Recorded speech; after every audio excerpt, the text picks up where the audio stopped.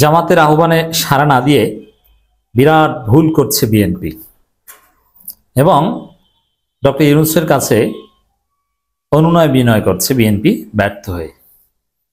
আমি দেখাবো এই আলোচনায় যে বিএনপি কতটা খারাপ অবস্থায় আছে এবং কতটা ভুলের মধ্যে আছে। আপনারা জানেন যে সরকার রাজনৈতিক দলগুলোকে বলেছে যে আপনারা নিজেরা আলাপ আলোচনা করে জুলাই সনদ, নোট অফ ডিসেন্ট, গণভোট এইসব বিষয়ে একটা দিক নির্দেশনা আমাদেরকে দেন। তাই জামাত সাথে সাথে উদ্যোগ নিয়েছে, ঠিক আছে রাজনৈতিক দলগুলোর সাথে একটা আলোচনা হোক। 2 সদস্য বিশিষ্ট কমিটি গঠন করেছে। সেই কমিটির ডাক্তার সৈয়দ আব্দুল্লাহ মোহাম্মদ তাহের, মির্জা ফখরুল ইসলাম আলমগীরকে ফোনও দিয়েছে। শুধু জামাত নয়, এবি পার্টি, এনসিপি সহ গণতন্ত্র মঞ্চভুক্ত দল প্রায় 9টা দল আলাদা উদ্যোগ নিয়েছে বিএনপি জামাতকে একসাথে বসানো যায় কিনা, একটা আলোচনা করে সমাধান করা যায় কিনা। চারদিকে একটা আশা প্রত্যাশা, এবং আমিরে জামাত দেশে ফিরে এই প্রত্যাশা ব্যক্ত করেছেন যে ঠিক আছে আমরা আলোচনার মাধ্যমে সমস্যা সমাধান প্রত্যাশা করি, এবং তিনি উদ্যোগ নিয়েছেন নির্বাহী পরিষদ মিটিং করে। কিন্তু বিএনপি তাদের স্থায়ী কমিটির মিটিংয়ে সিদ্ধান্ত নিয়েছে যে না, জামাতের ডাকে তারা সাড়া দিবে না, তারা কোনো আলাপ আলোচনায় আগ্রহ দেখাচ্ছে না। এই যে আলাপ আলোচনায় আগ্রহ দেখাচ্ছে না, এটা বিএনপির ইতিহাসে অন্যতম একটা ভুল হিসাবে মার্ক হয়ে থাকবে। বিএনপি মানে ভুলে ভরা, আর ভুলে ভরা বলেই হাসিনা বারবার বোকা বানিয়েছে। 70 সিট দেওয়ার কথা বলে 6টা সিট ধরিয়ে দিয়েছে 18 সালের নির্বাচনে, নাকে বড়শি দিয়ে ঘুরিয়েছে, এবং 18 সালের রাতের নির্বাচনের পর 5 বছর যাবৎ, 4.5 বছর যাবৎ বিএনপি একটা টু শব্দ করতে পারেনি। চুপচাপ খালেদা জিয়া জেলের মধ্যে সময় কাটিয়েছে।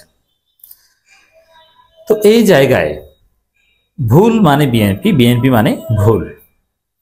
আর সেটা তো আপনারা দেখতে পাচ্ছেন যে 5 আগস্টের পর আকাশচুম্বী জনপ্রিয় দল বিএনপি হঠাৎ করে কতটা নিচে নেমে গিয়েছে।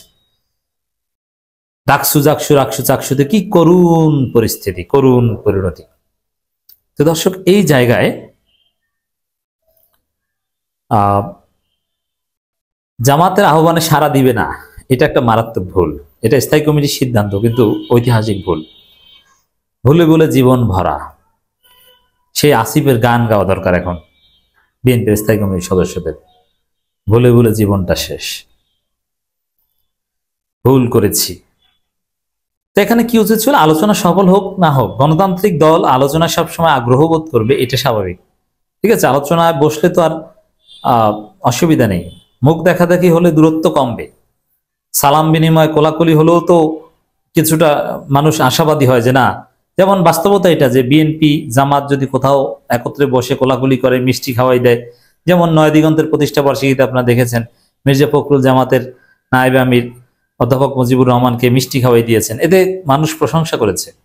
এই ছবিগুলো ভাইরাল হয়েছে, জনগণের পারসেপশনে একটা মারাত্মক প্রভাব রাখে। তো সেই জায়গায় পাশাপাশি বসা, এটা একটা রাজনৈতিক দলের বা আলোচনার বা ডায়লগের আহ্বানে সাড়া দেয়া, ডায়লগ সফল হোক বা ব্যর্থ হোক, এটা গণতান্ত্রিক দলের একটা কমন প্র্যাকটিস হওয়া দরকার যে আলোচনায় সবসময় রাজি, সফল হোক বা না হোক। বাংলাদেশের জনগণ এটাকে পছন্দ করে। তো বিএনপি জামাতের আহ্বানে আলোচনায় রাজি না, এখন কি দাঁড়ালো?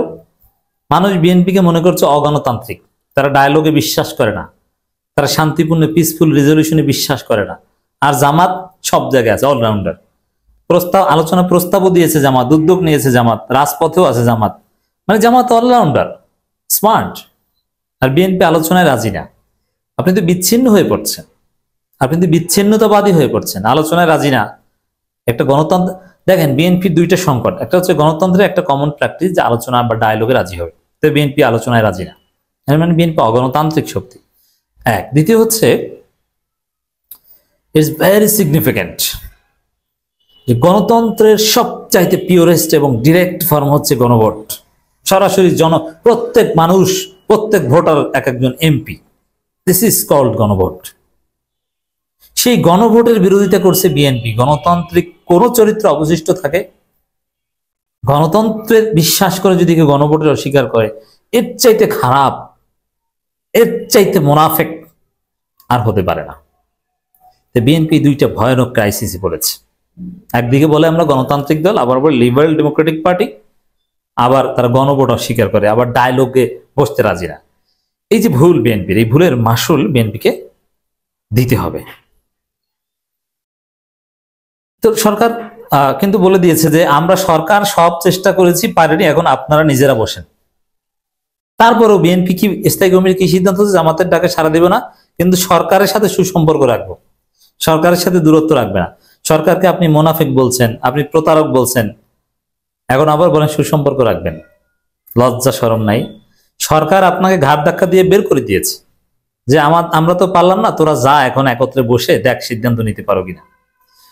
মির্জা ফখরুল বলছেন যে উপদেষ্টারা নাকি রাজনৈতিক দলগুলোকে পুতুলের মতো মনে করে, পুতুল মনে করে, পুতুল, খেলনা মনে করে, এটা বলেছে, খেলনা। তো এত তুচ্ছ তাচ্ছিল্য করে, আবার সেই সরকারের পিছন পিছনে হাঁটছেন, সে সরকারের কাছে অনুনয় বিনয় করছেন যে সুসম্পর্ক রাখবে। মানে আপনাদের পায়ের তলায় মাটি নেই, ভিত্তি নেই। জনগণ আপনাদের সাথে নাই বলে আপনারা ডায়লগ অস্বীকার করেন, ঠিক আছে, গণভোট অস্বীকার করেন, আবার সরকার ধাক্কা দিয়ে বের করে দিলেও আবার সরকারের পিছনে পিছনে যান নির্লজ্জের মতো। এটা হচ্ছে বিএনপির দুর্বলতার একটা ম্যানিফেস্টেশন, বুঝতে পারছেন? আমরা খবরটা একটু দেখি। জুলাই জাতীয় সনদ বাস্তবায়নে একই দিনে গণভোট এবং জাতীয় নির্বাচন অনুষ্ঠানের স্বার্থে অন্তর্বর্তী সরকারের সঙ্গে সুসম্পর্ক বজায় রেখে আগামী দিনগুলোতে পথ চলবে বিএনপি। মানে সরকার ধাক্কা দিয়ে বের করে দেয়, এরা সরকারের সাথে সুসম্পর্ক রাখবে, এরা সরকারকে প্রতারক বলে, আবার সরকারের সঙ্গে সুসম্পর্ক রাখবে। কোনো হিসাব মিলে? এটা কোনো স্মার্ট দল? এই দল ক্ষমতায় যাবে, ক্ষমতায় যাওয়া কি মামুবাড়ির দুধ তৈরি না ছেলের হাতের মোয়া, যে মন চাইলেও ক্ষমতায় যাবে? এত আনস্মার্ট অযোগ্য পলিটিক্স করলে ক্ষমতায় যাওয়া যাবে? নেভার। ডাকসুতে দেখেছেন না? সরকারের সঙ্গে দূরত্ব সৃষ্টি এমন কিছু করবে না দলটি। এর অংশ হিসেবে শালীনতা বজায় রেখে সরকার সম্পর্কে বক্তব্য দেওয়ার সিদ্ধান্ত নিয়ে, মানে সরকারকে যে ওই ধান্দাবাজ মুনাফিক প্রতারক বলেছে, ওই জন্য সরি। দেখছেন, ইউনূস কঠিন শিক্ষা দিয়েছেন। ইউনূসের কাছে বিএনপি দুর্বল, ইউনূসের কাছে বিএনপি নিরুপায়, অসহায়, সেটা আমরা দেখতে পাচ্ছি। দলের পক্ষ থেকে এর মধ্যে সংশ্লিষ্টদের এই নির্দেশনা দেওয়া হয়েছে, ভাই ইউনূসের বিরুদ্ধে কিছু বললো না, বিপদে পড়বা, বল কিন্তু ইউনূসের কোর্টে, ইউনূস কিন্তু তোমাকে জয় বাংলা করে দিতে পারে। ইউনূসকে আব্বা ডাকো, আব্বা না ডাকলে কিন্তু খবর আছে। বুঝতে পারছেন বিএনপি কতটা অসহায়, নিরুপায় এখন? নইলে এরকম পিছনে পিছনে ঘুরে সরকারের এরকম ধাক্কা খেয়ে না, অ্যাডম থাকলে রাজপথে নামতো। এদিকে জুলাই সনদ বাস্তবায়নে গণভোটের দিনক্ষণ নিয়ে সৃষ্ট সংকট নিরসনে জামায়াত ইসলামের আলোচনা বসার আহ্বানকে সঠিক পন্থা বলে মনে করছে না বিএনপি। সঠিক পন্থা না হলেও আলোচনায় বসতে তো দোষের কিছু নেই। তো বিএনপি যদি স্মার্ট পলিটিক্স করতো, জনগণের পালস বুঝে রাজনীতি করতো, তাহলে এটা সঠিক পন্থা হোক আর ভুল পন্থা হোক, আলোচনায় বসতো, যে আলোচনায় বসে দেখি ফলাফল হোক বা না হোক। জামাত তো এটাকে একটা ইস্যু করবে, বলবে যে বিএনপি কেমন দল দেখছেন, এরা আলোচনায় রাজি না, এরা ডায়ালগে বসতে রাজি না, এরা তো গণতন্ত্রে বিশ্বাস করে না। কারণ গণতন্ত্রে ডায়ালগই হচ্ছে সমস্যা সমাধানের একটা গ্রহণযোগ্য পদ্ধতি। তাহলে দর্শক, বিএনপি কতটা অসহায়, নিরুপায় এবং ভুলের মধ্যে আছে আশা করি আপনারা বুঝতে পারছেন।